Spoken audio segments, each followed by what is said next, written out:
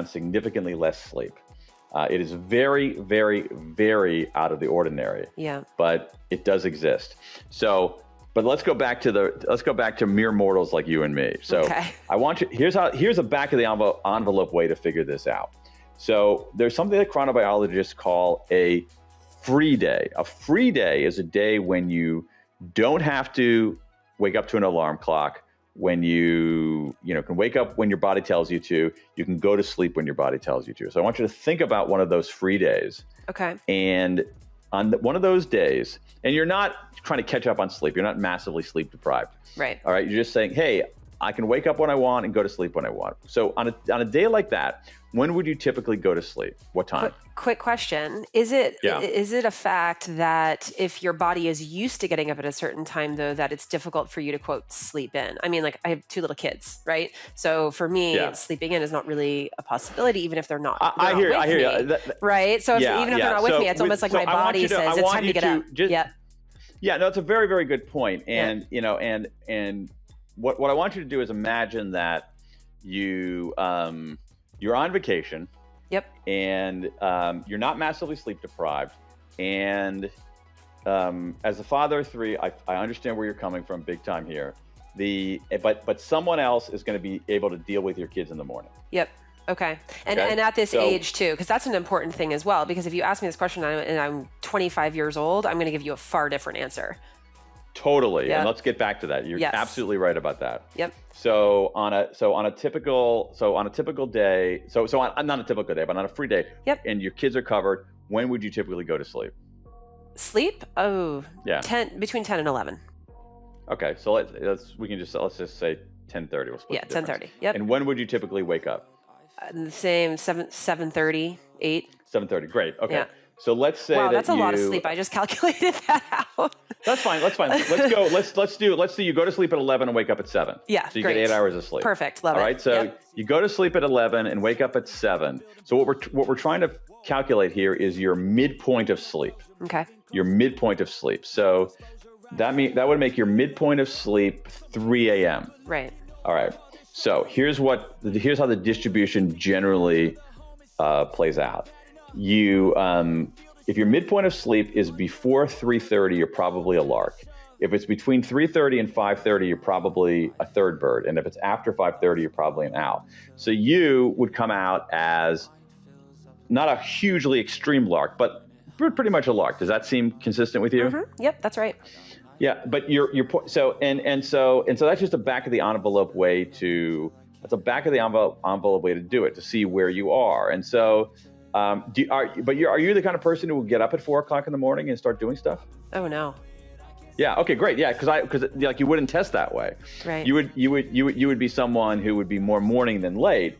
You're someone who doesn't want to pull an all-nighter. You're someone who probably doesn't want to be working at 11 o'clock at night. Right. But yeah. So you test as a lark, but not a super extreme crazy lark. Yep. And so knowing ourselves and knowing our chronotype is the beginning to figure out on a given day how to do the right work at the right time. Now, you also make a very good point about age, and this is super important. Our chronotype changes over time. So what we know, as you live, little kids, very larky. Get up early, start running around like crazy people pretty early in the day.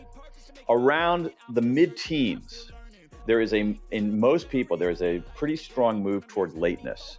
People become much owlier in their teenage years all the way through their mid-20s. Which is crazy because high schools start so early. I mean, I think back to high school, I paid attention in class when I could, but that the napping on the desk, it's almost like an epidemic in high schools. Yeah.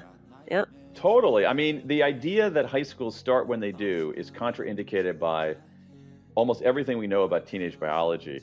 In fact, the American Academy of Pediatrics has implored schools around America, do not start school for teenagers before 8:30.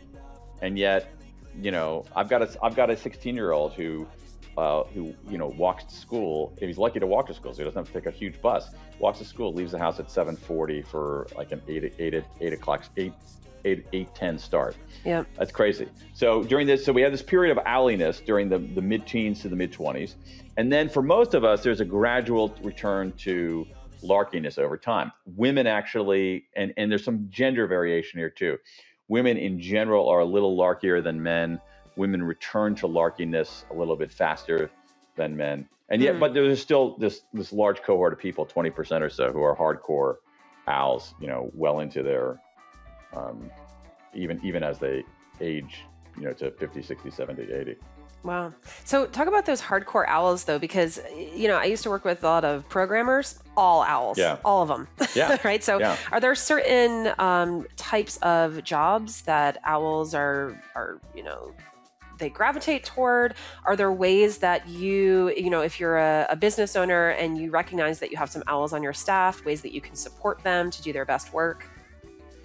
Yeah. I mean, I think the key is I have a huge amount of empathy for owls after doing this research. I'm not one. I'm like, I'm in the middle, but pretty larky in the middle. And I do not, like, for me as a writer, like trying to write something at 10 o'clock at night to me is torture. But I have a huge amount of empathy for owls because most workplace structures don't accommodate them. And so what you have is some amount of self-selection going on. For instance,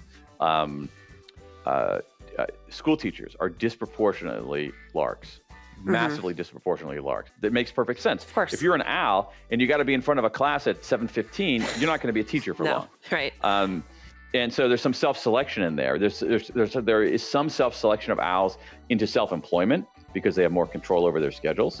But I actually think that organizations should do a better job of accommodating owls, because not only are they 20% of the talent pool, but there's other evidence showing that owls actually test higher on intelligence tests and on measures of creativity. So it's actually a pretty able talent pool. And so for the entrepreneurs out there, if you have owls, let them do their nocturnal thing. Don't make them come into a 7:30 a.m. staff meeting just because that's when you've always had it. You want to accommodate people as much as possible. I'm going to use your lovely line from earlier. It's like, you want people to be the most efficient versions of themselves.